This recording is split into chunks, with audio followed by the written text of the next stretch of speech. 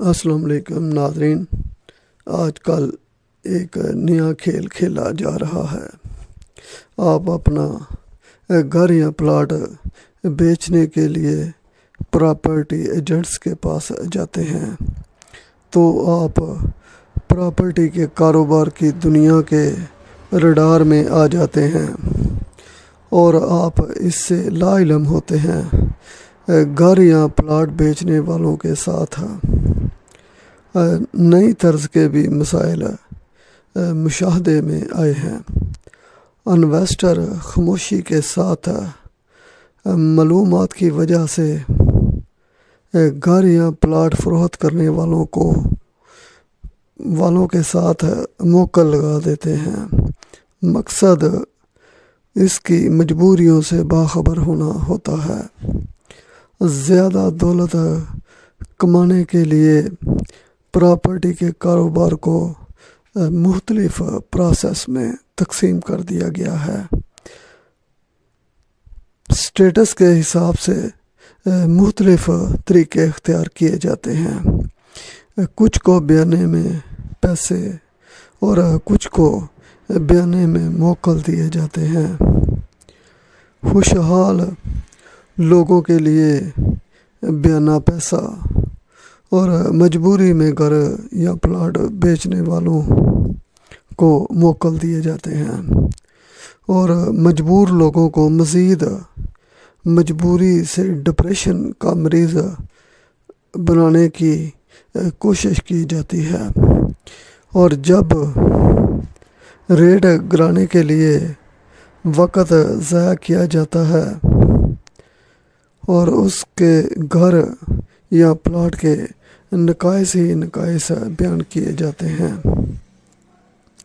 جو ٹینشن بننے کی وجہ بنتے ہیں، اور دولت آنے کے بعد سب نے اپنے اپنے خواب پورے کرنے ہوتے ہیں۔ چوروں ٹھگوں نے بھی اپنے خواب ان کے ساتھ نتھی کیے ہوتے ہیں۔ گھر یا پلاٹ بیچنے والوں کے اخراجات بڑھا کر بھی ان کے لیے مشکلیں بڑھائی جاتی ہیں۔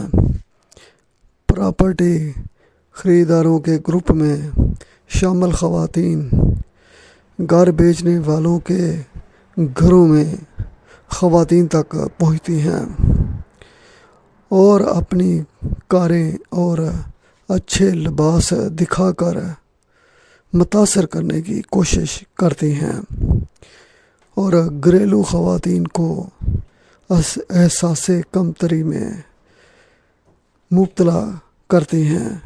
اس طرح وہ اپنی موجودہ زندگی سے اور رہن سہن سے نفرت کرنے لگتی ہیں، اور پھر ان کے گھروں میں لڑائی جھگڑے بڑھ جاتے ہیں۔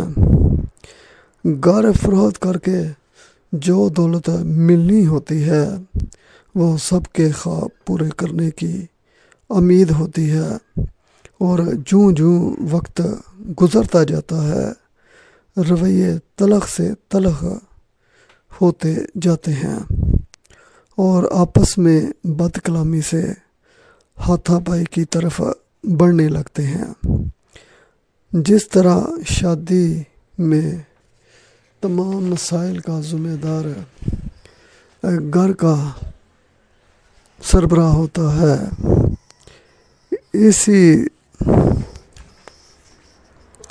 اسی طرح گھر فروخت کرنے والے گھرانے کی راہ میں سربراہ دشمن کے طور پہ نظر آ رہا ہوتا ہے۔ سربراہ اپنی ٹینشن کم کرنے کے لیے سڑکوں پہ پیدل پھرنے لگتے ہیں اور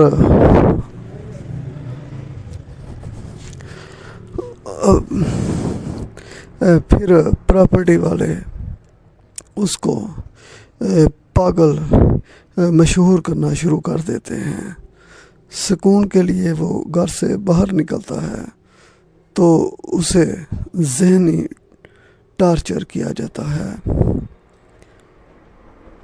کمانا چھوڑ کر وہ اپنی زندگی تلخ کرتے جاتے ہیں، اور گھر یا پلاٹ فروخت کرنے کے بعد ملنے والی دولت کی بنیاد پہ وہ قرض بھی اٹھانے لگتے ہیں۔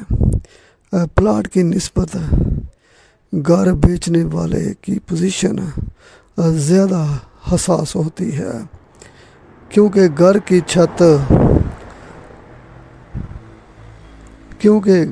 چھت ہر کسی کی ضرورت ہوتی ہے۔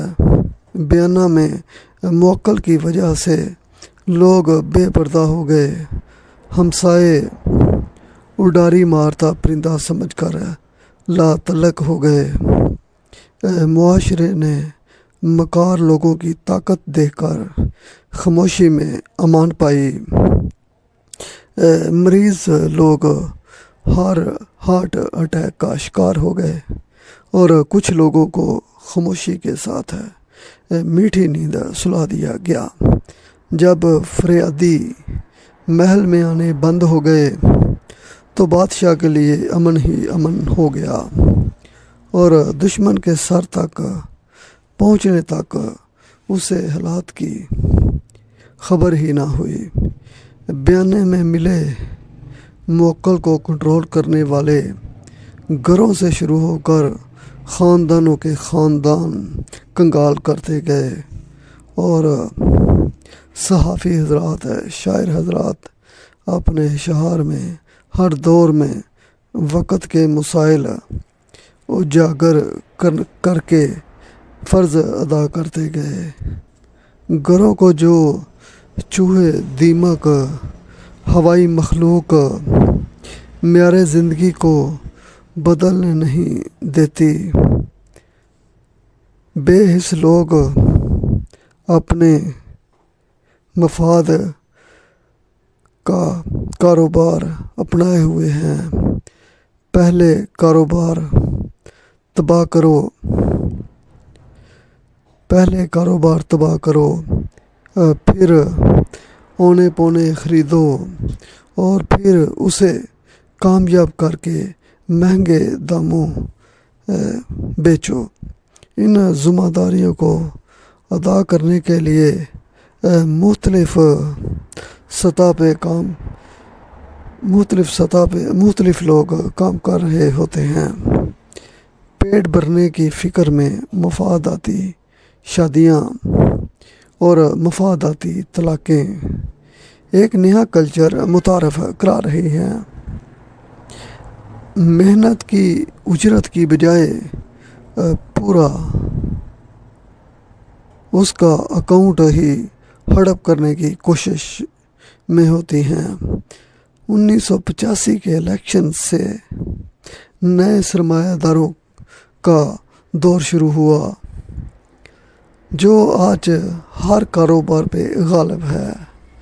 آپ 1985 کے الیکشن گوشوارے چیک کر لیں، ممکن ہے آپ کو غائب شدہ ملکی دولت کا سرا مل جائے۔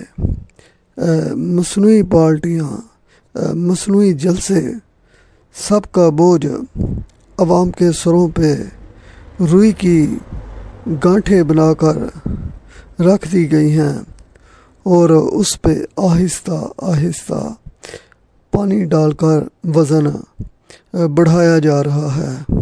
دیکھتے ہیں عوام کب تک یہ بوجھ برداشت کرتی ہے۔ اغیار نے کتنا نقصان کیا، جمع تفریق کر لیں گے۔ اپنے لیے ہر وبال ہم نے خود بنایا ہے۔ شکریہ۔